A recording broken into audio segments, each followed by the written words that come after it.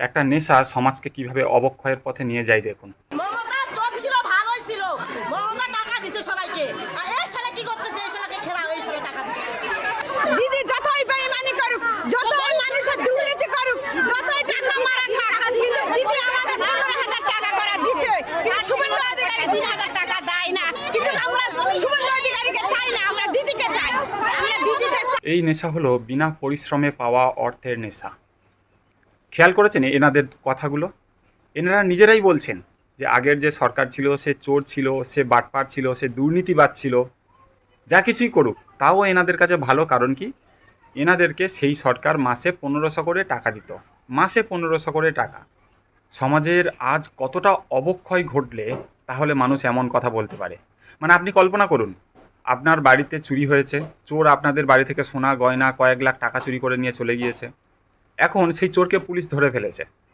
সেই চোরের পরিবার এসে আপনাদের পরিবারের কোনো একজন কাউকে, যাদের মানসিক পরিস্থিতি এই রকম, তাকে 2000 টাকা দিল। টাকা দিয়ে বলল যে চোরের হয়ে, মানে তাদের পরিবারের সেই চোরের হয়ে আদালতে সাক্ষী দেওয়ার জন্য।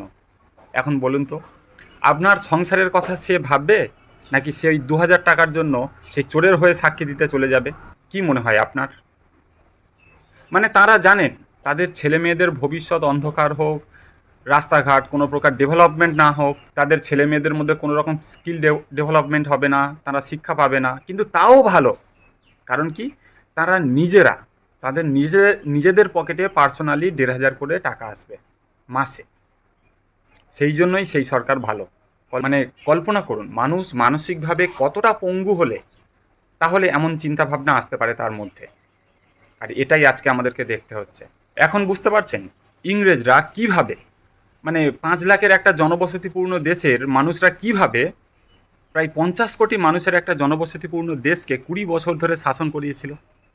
কেন আমাদের এত বড় বড় দেশনায়করা, এত বড় বড় দেশপ্রেমী, শহীদ ক্ষুদিরাম, ভগৎ সিং, নেতাজি সুভাষচন্দ্র বোস, তাদের মতো মানুষরা এই দেশকে কেন স্বাধীন করতে পারছিল না? কারণ তখনও আমাদের দেশে এই রকম কিছু দেশদ্রোহী ছিল, যারা আজকে যেমনি 1,500 টাকাতে বিকিয়ে যাচ্ছে, তারা হয়তো 1.5 পয়সাতে বিকিয়ে যেত। একটা বিড়ি খাওয়ার টাকা দিয়ে দিলেই তারা ইংরেজদেরকে গুপ্তচরের কাজ করে দিত। বাঘা যতীনকে বুড়ি বালামের তীরে মারা যেতে হয়েছিল আমাদের নিজেদের দেশের মানুষের দেশদ্রোহিতার কারণে। চন্দ্রশেখর আজাদকে মারা যেতে হয়েছিল আমাদের নিজেদের দেশের মানুষের দেশদ্রোহিতার কারণে।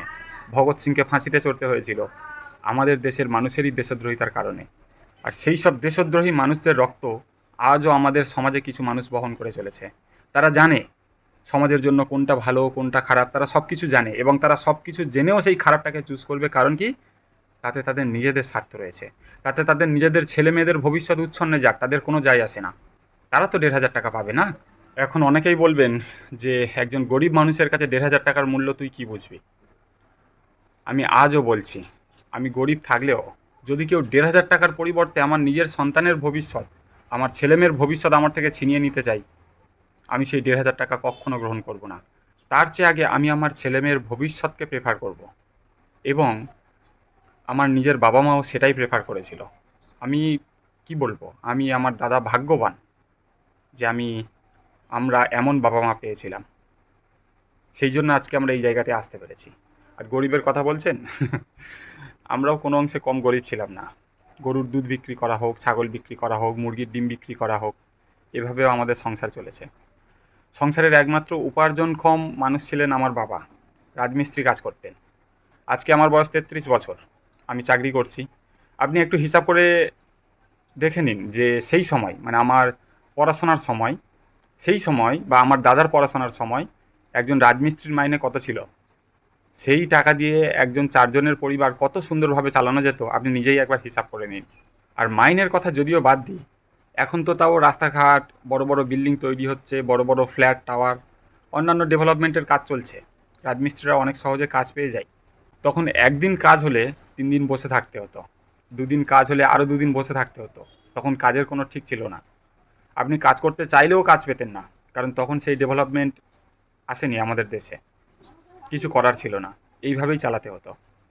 আমি সুইগিতে ডেলিভারি বয়েরও কাজ করেছি, গার্ডেন রিচ শিপ বিল্ডার্সের কন্ট্রাক্টেও কাজ করেছি।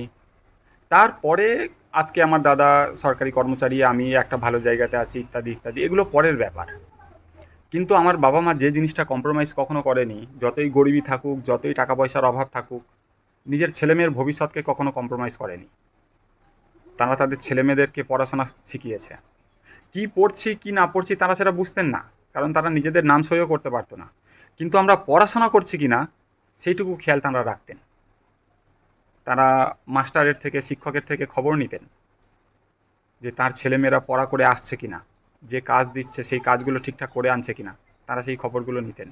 তার এই 1,500 টাকার জন্য রাস্তাতে পড়ে মরা কান্না কাঁদেনি। আমরা ভাগ্যবান, রীতিমতো ভাগ্যবান, সেই জন্য আজকে আমরা এই পর্যায়ে আসতে পেরেছি। তারা খেয়াল রাখতেন তাদের ছেলেমেয়েরা কার সাথে মিশছে, কোনো বখাটে ছেলের সাথে মিশছে না তো, তারা বখাটে হয়ে যাচ্ছে না তো, খেয়াল রাখতেন।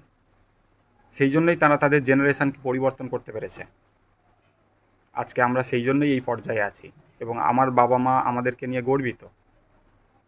তাই এই গরিবী জিনিসটা আলাদা, আর মানুষের মানুষত্বতা, তার ছেলেমেয়ের প্রতি স্যাক্রিফাইস, তাদের ভবিষ্যতের প্রতি স্যাক্রিফাইস, এগুলো সম্পূর্ণ আলাদা বিষয়। এগুলো সবাই পারে না, সবার দ্বারা সম্ভব নয়। গরিবীর সাথে এসবের কোনো যোগাযোগ নেই। এই যে ছবিগুলো আজকে দেখালাম, এগুলো কিছুই নয়, কলিযুগের সমাজের বাস্তব অবক্ষয়ের চিত্র।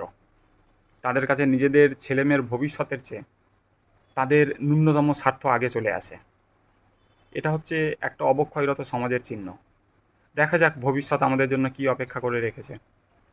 সবসময় পজিটিভ ভাবতে আমি ভালোবাসি এবং আশা করব তেমন কিছুই ঘটবে। নমস্কার।